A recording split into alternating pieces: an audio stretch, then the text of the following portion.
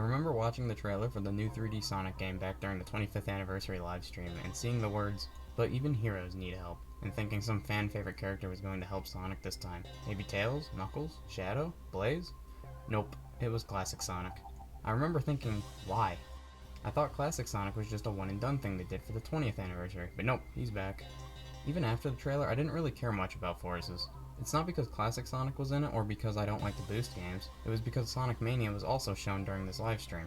Sonic Mania looked like it was going to be a perfect sequel to my favorite video game ever, but that's a topic for another video. Anyways, Sonic Forces released. I bought it, played it once, and didn't go back to it again until the year 2020 where I gave it another shot. I played about half of it, then stopped, and then never played it again.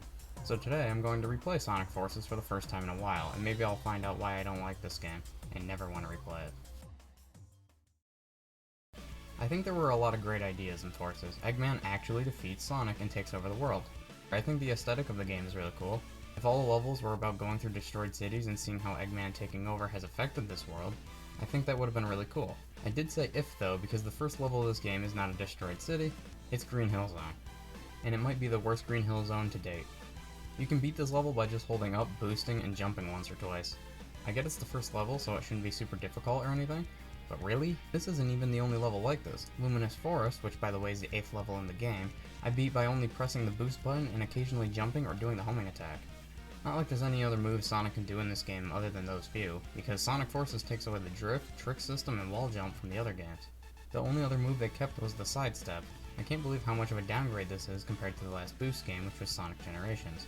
I think most people would agree that Generations is the Boost formula at its best. The level design is some of the best in the whole series. There are so many different pathways and shortcuts, and trying to find the quickest route to get to the end of the level and trying to beat your records is endlessly satisfying and fun. That's why I keep coming back to this game and really every Sonic game to this day. The Sonic Forces level design is so easy with barely any diverging pathways and secrets to find. There's just no reason to come back to Forces when I can play the other Boost games that have much better level design. And it's not just a lack of alternate paths that annoy me. It's how automated these levels are, and how poorly Sonic controls.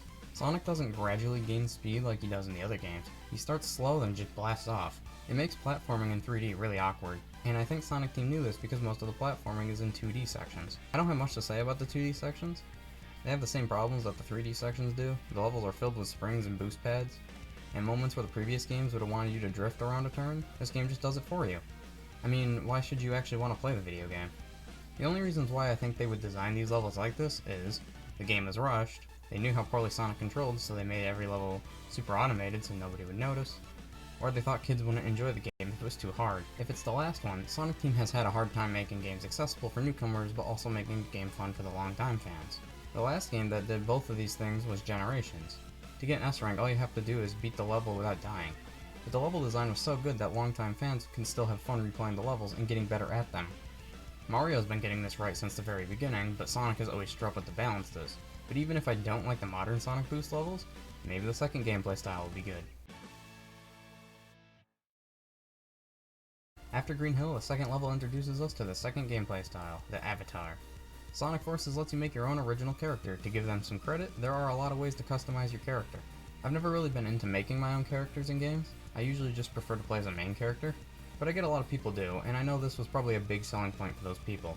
I made this abomination. So how does the Avatar play? It's pretty much just modern Sonic without the boost, meaning the Avatar still has the same weird momentum thing that Sonic has, but replacing the boost is the Wispons.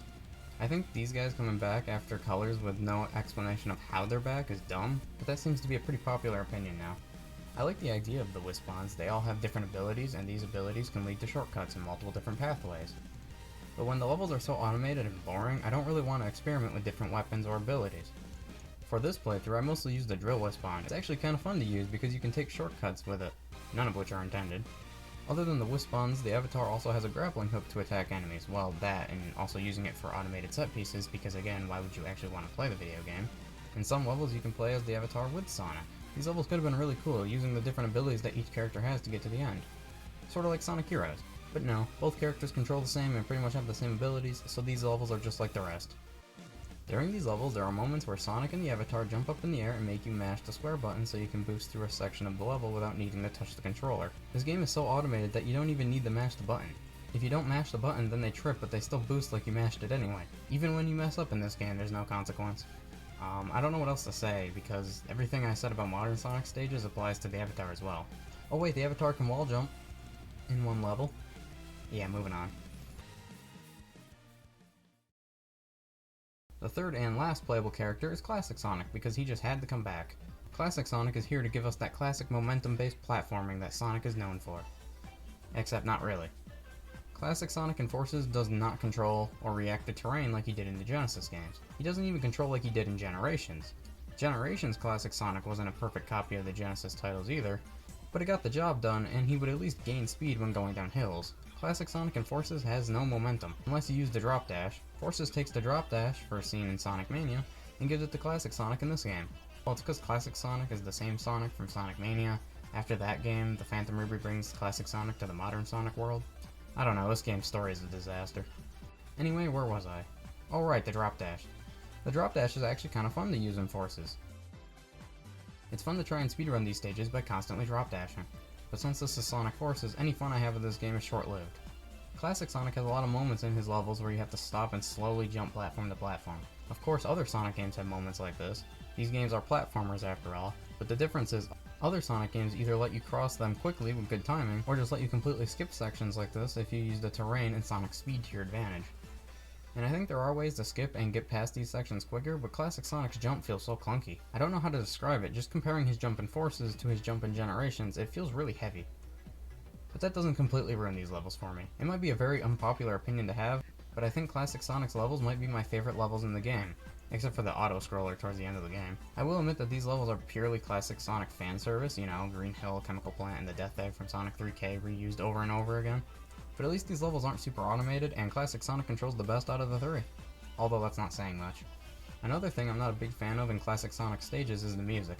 They try to make the songs sound like the Genesis games, by trying to replicate the sound of the Genesis sound chip, but they haven't really been able to replicate the Genesis sound. Every time they try, it sounds like this.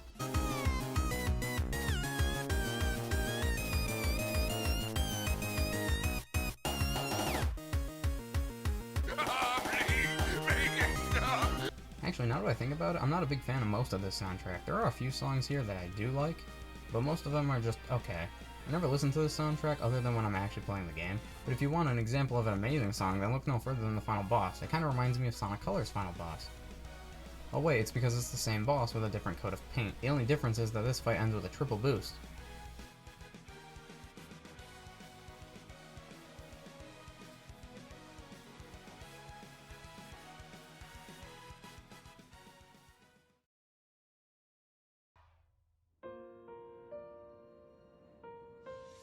I guess this is goodbye. Get home safely, Sonic. And thanks for everything. Yeah!